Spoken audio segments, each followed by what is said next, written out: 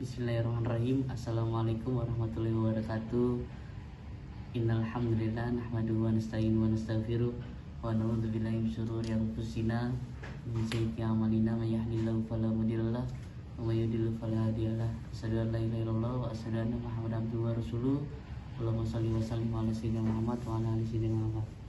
Segala puja dan puji serta syukur kehadirat Allah Subhanahu wa taala yang mana pada kesempatan hari ini semoga kita masih diberikan nikmat sehat, panjang umur, serta nikmat iman.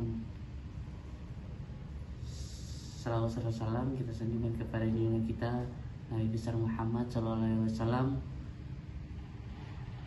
Yang saya hormati kepada dosen pengampu mata pelajaran hadis tarbawi, Dr. Ibu Siti Manawati SPD MPD. Sebelumnya mohon izin atas tugas yang diberikan oleh Ibu terkait hadis akibat semasa hidupnya menjalankan kemaksiatan. Sebagaimana yang perlu kita ketahui bahwasanya kemaksiatan itu merupakan perilaku atau tindakan manusia yang melanggar hukum, atau dalam bahasa Arabnya itu ada sayyi'ah, khoti'ah, dan gun dan ismun. Demikian setiap mukmin itu wajib menjauhi segala yang Allah haramkan baginya, baik dia menyebutkan sebagai dosa, ismun, khoti'ah, atau maksiat, agar menghindari semua perbuatan buruk yang Allah haramkan. Semua harus waspadai atau dijauhi karena semua itu adalah nama untuk segala yang Allah larang. Nah, bahwasanya kemaksiatan itu, contoh-contoh maksiat itu ada yang namanya peminum khamar, penzina, dan pencuri. Peminum khamar itu, hukum minum khamar itu atau menggunakan narkoba atau zat adalah haram. Yang perlu kita ketahui bahwasanya Al-Quran berfirman bahwa surat Al-Maidah ayat 90 yang artinya, hai orang-orang yang beriman, sesungguhnya meminum khamr, berjudi, berkorban untuk berhala, mengambil nasib dengan panah adalah termasuk perbuatan setan. Maka jauhilah perbuatan-perbuatan itu agar kamu mendapatkan keberuntungan. Nah, di sini jadi kita dilarang nih dalam surat Al-Maidah itu meminum khamar, berjudi, terus berkorban, berhala, mengundi nasib, itu haram. Nah, maka jauhilah, kata Allah, jauhilah perbuatan-perbuatan itu agar kamu mendapatkan keberuntungan.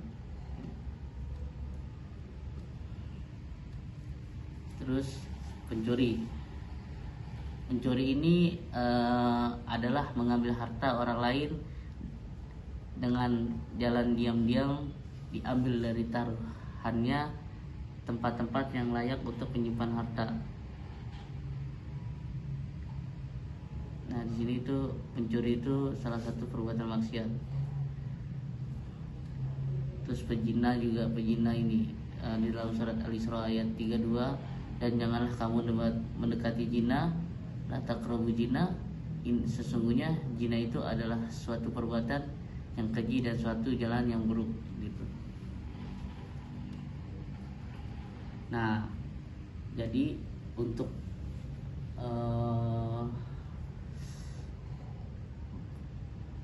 sebelum melakukan kemaksiatan, maka kita harus kuatkan iman kita dahulu gitu.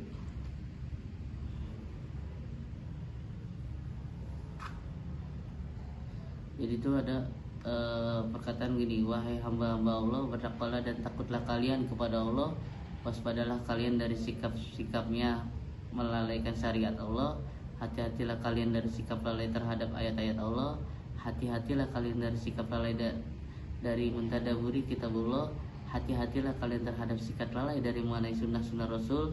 Sesungguhnya pada Al-Quran dan sunnah-sunnah Nabi terdapat sumber kebahagiaan kalian di dunia dan di akhirat. Jika kalian memegang teguh kepada sunnah-sunnah Nabi dengan membenarkan segala berita dari Rasul dan melaksanakan perintah-perintah Rasulullah SAW.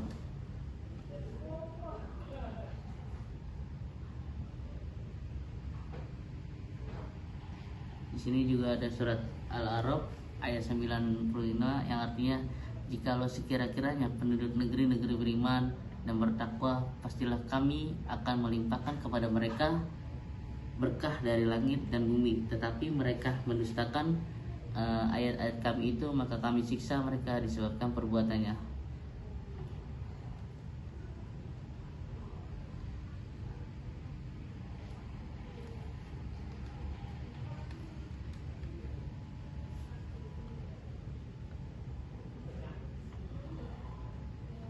Al-Bukhari mengatakan bahwasanya menceritakan kepada kaum muslim bin Ibrahim, ia berkata kepada Hisam, ia berkata menceritakan kepada kami Qatadah dari Anas dari Nabi Muhammad SAW, beliau bersabda, akan dikeluarkan dari neraka orang yang mengucapkan la ilaha illallah dan dalam hatinya terdapat kebaikan atau seberat syairah.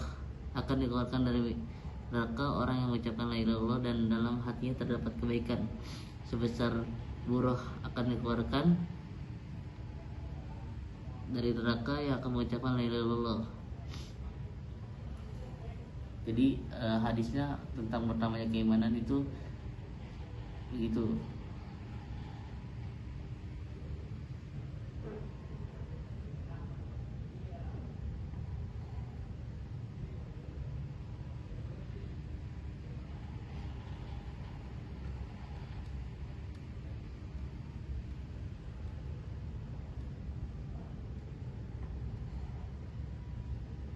Jadi kesimpulan dari pembahasan tersebut, saya mengajak diri saya sendiri dan kalian, wahai saudara-saudaraku, untuk bersatulah di jalan Allah dan saling bergandengan tangan dalam menegakkan syariat Allah, saling menasihati satu dengan yang lainnya di antara kita, berdialog dengan siapa saja yang memang butuh untuk diajak dialog, namun dengan metode yang terbaik dan dengan argumentasi dari Al-Quran dan Sunnah-Sunnah, serta dengan argumentasi akal, tidak membiarkan para pelaku kebatilan tetap dalam kebatilan mereka, karena mereka berhak untuk kita jelaskan kepada mereka kebenaran yang hakiki. Kemudian kita memotivasi mereka untuk melaksanakan, serta kita jelaskan juga kepada mereka kebatilan mereka, dan kita memperingatkan mereka dari kebatilan tersebut. Adapun kita adalah umat yang terberai, tidak menengok antara satu kepada yang lain, tidak memperhatikan antara satu dengan yang lainnya, maka sesungguhnya barang siapa yang tidak peduli dengan urusan kaum muslimin, maka sesungguhnya ia bukan termasuk mereka. Dalam surat Al-Hajj ayat 41 yang artinya, demi Allah, sesungguhnya Allah pasti menolong orang-orang yang menolong agamanya, dan sesungguhnya Allah benar-benar maha kuat lagi maha perkasa, yaitu orang-orang yang kami teguhkan kedudukan mereka di muka bumi. Niscaya mereka mendirikan sholat, menunaikan zakat, menyuruh berbuat yang ma'ruf dan mencegah dari perbuatan yang mungkar, dan kepada Allah lah kami kembali segala urusannya. Jadi di sini Allah itu tidak berkata orang-orang yang jika kami teguhkan kedudukan mereka di muka bumi ini, maka mereka mendirikan tempat-tempat dilaksanakan kefasikan dan hal-hal yang melalaikan dan sia-sia.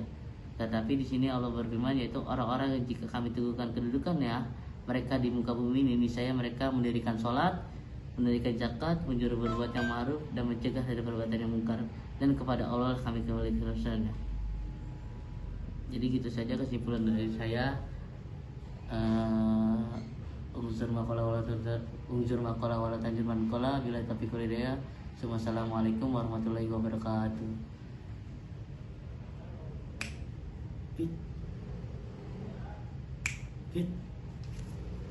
Berapa menit?